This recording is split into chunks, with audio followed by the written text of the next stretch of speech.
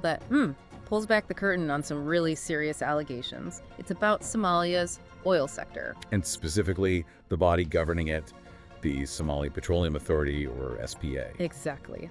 So our mission here is to explore the claims this article makes, try to understand the core issues it's raising, things like resource management, transparency. And really see the picture it paints about what's allegedly going on behind the scenes. Yeah. It's a story with potentially huge implications, for Somalia's development, but maybe also for international players involved. Okay, let's dig in. So our source kicks things off by setting the scene. It reminds us Somalia has potentially rich, untapped oil reserves, huge potential wealth. Right, but at the same time, it's a country facing immense development needs. That contrast is really the backdrop for everything else. It really is, and the source immediately puts the spotlight on the entity set up to manage this potential wealth, the Somali Petroleum Authority, the SPA. Yeah, and what jumps out right from the start is the article's central claim that the SPA is operating, and this is a direct quote, quietly without public oversight. Quietly without public oversight. I mean, when you're talking about national resources like oil, that phrase alone, well, it sounds alarms, doesn't it? It certainly does. And the article spends a lot of time focusing on the leadership within the SPA. Okay. It specifically points to the chairman, Nduyap Abdulkadir Mohammed, describes him as being at the center of a growing storm. A storm, okay. What's the core allegation against him? The core allegation is that he's allegedly running Somalia's oil sector less like a national institution, more like a, quote, private enterprise, potentially ignoring checks and balances, maybe undermining the country's interests. Running a national resource sector like a private company? That just sounds inherently problematic for transparency, for accountability. You'd think so. Right. And the source makes a pretty bold claim about control, too. Oh, yeah. It alleges a really high degree of centralized control. The article claims the chairman controls virtually all the crucial documents for the whole sector. All of them? Like what specifically? We're talking the key contracts, the production sharing agreements, the PSAs that say how oil money gets split. Right, crucial. Memorandums of understanding, NDAs, even the core national oil data itself. It's all allegedly held tightly by the SPA leadership, specifically him. So the source is basically saying he holds the keys to the kingdom, so to speak. That's the picture it paints.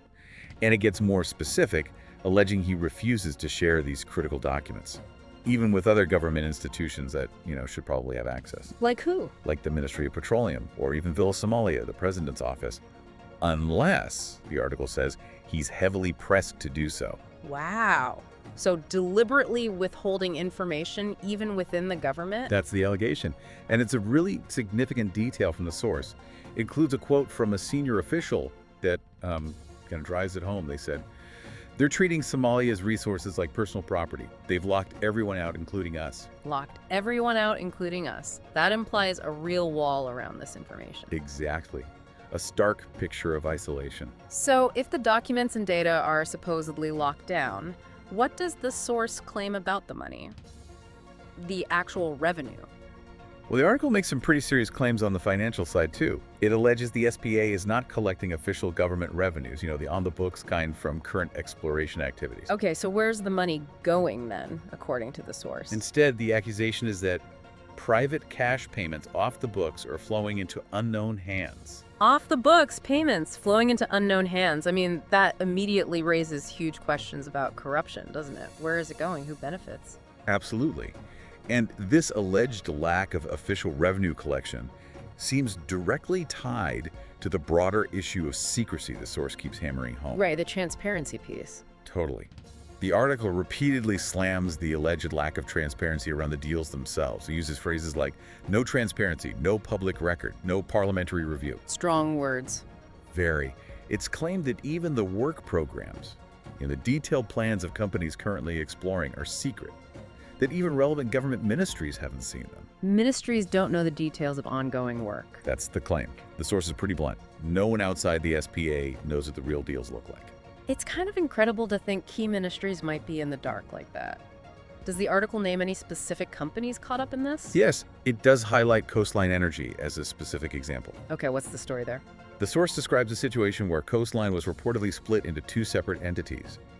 But the article suggests the details around why and how this split happened are deliberately vague. And the source alleges this wasn't just like a normal corporate restructuring. No. The article cites insiders claiming the split was less about business strategy and more about, quote, backroom ownership. Backroom ownership. Okay. And this is where the source connects it to a former petroleum minister, a guy named Abdirzak Omar Mohammed. Right. The source calls him a suspected beneficiary of this whole restructuring, doesn't it? That's the allegation, yeah. Several sources cited in the article claim he holds undeclared shares in a company operating under the name Soma Oil and Gas.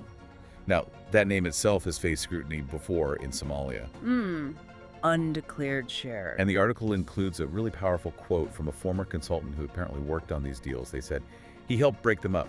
He's still in the picture, just behind the curtain. Just behind the curtain. Wow, that suggests some hidden influence is still active there. That's the implication. The article also brings in another name, a specific security official allegedly part of this network. Okay, who's that? Liban Shalouk.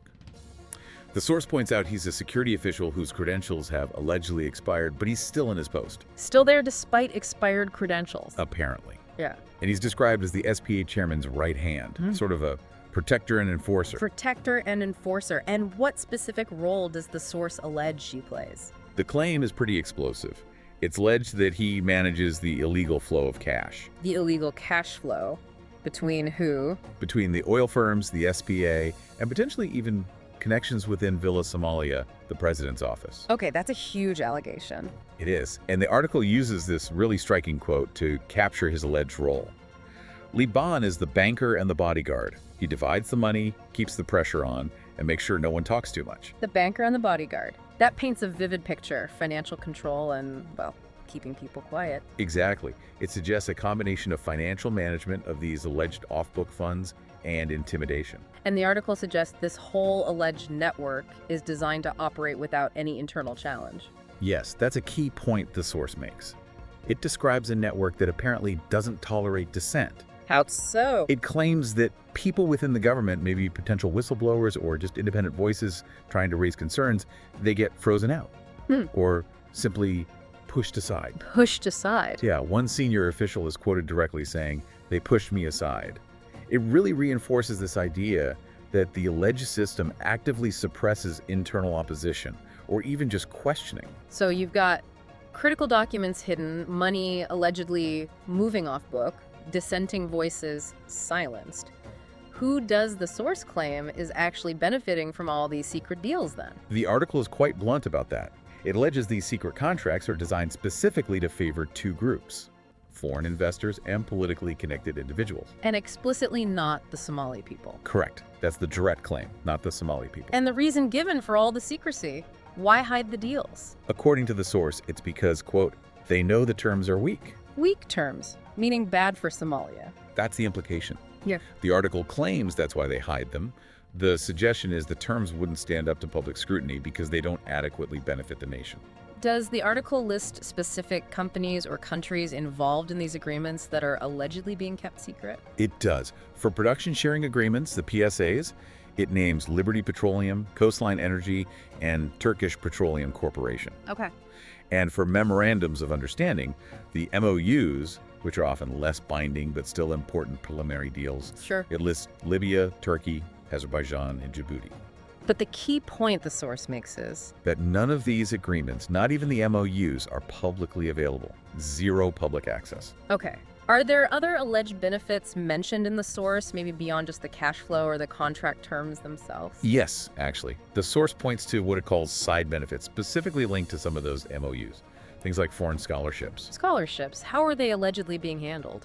The article claims these scholarships are allegedly going directly to families linked to Villa Somalia, rather than through, say, a transparent, merit-based national system. Ah, so patronage, basically. The source frames it as personal gain, not public benefit.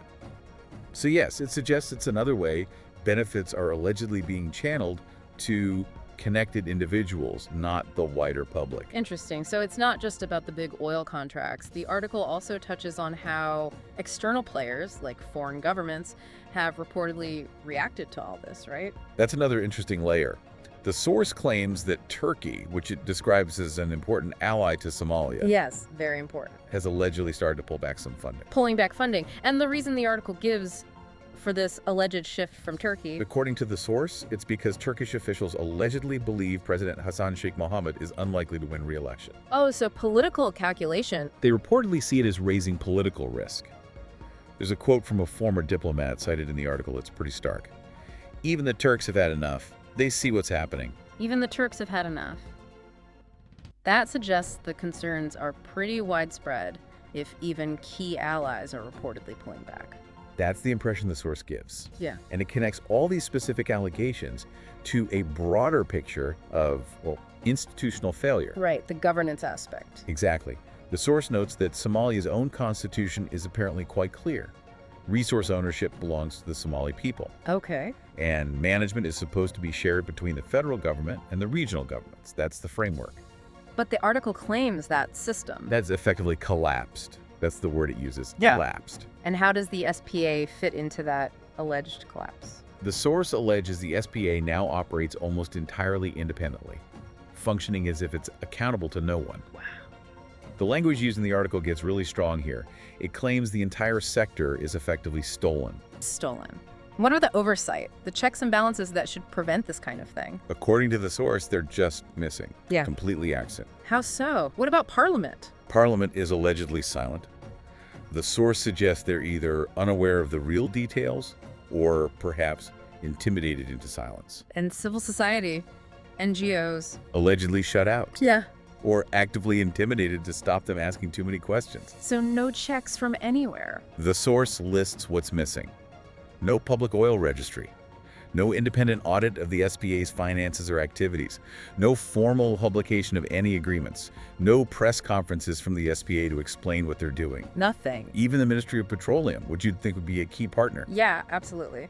allegedly has very little information on what the SPA is actually up to. It really sounds like the source is painting a picture of a system that's completely bypassed the legal and constitutional rules.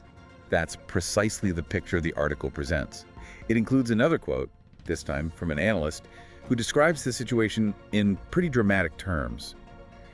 They've taken the entire sector hostage. It's become a tool for power and enrichment. Taking the entire sector hostage, that is a heavy claim. So looking forward, what does the source say about the implications, the future consequences, if these allegations are true? Well, the source warns that, in a way, the damage is already done. How so? It highlights the risk that contracts signed under this alleged secrecy could be legally binding for decades. Oh, right. So even if things change later. Exactly. These deals could lock Somalia into agreements that allow foreign firms to extract resources with potentially, quote, nothing meaningful to the country's development coming back in return. So it's not just about potential current misconduct, but about potentially locking in disadvantageous terms for generations. Precisely.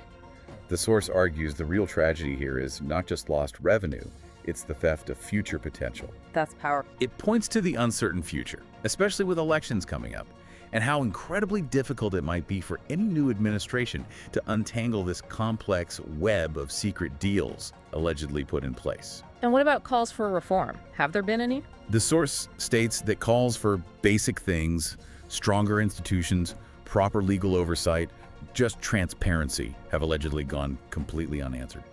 The article basically concludes its discussion by suggesting that, as things stand according to their sources, the key players continue to profit, and Somalia remains, quote, trapped rich in resources, but robbed of their benefit.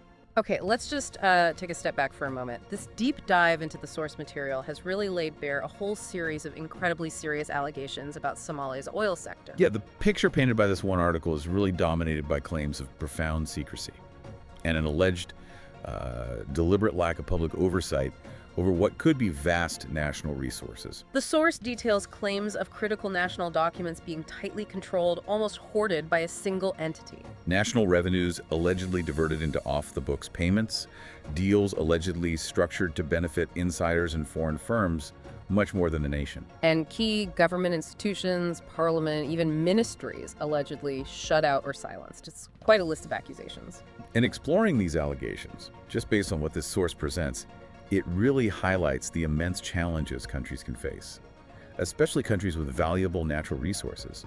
challenges in establishing and, maybe more importantly, maintaining transparency and accountability. Yeah, and ensuring that any wealth generated actually benefits the nation as a whole, not just a select few. Absolutely. So considering the source's description of these potentially legally binding secret contracts, deals that could span decades, and the sheer difficulty it suggests any future government might face in just uncovering, let alone renegotiating them. Here's maybe a final thought for you to sit with. What does this situation, as described in the source, tell us about the lasting legacy, the real long-term costs, when the management of a nation's most valuable assets is allegedly hidden away behind closed doors?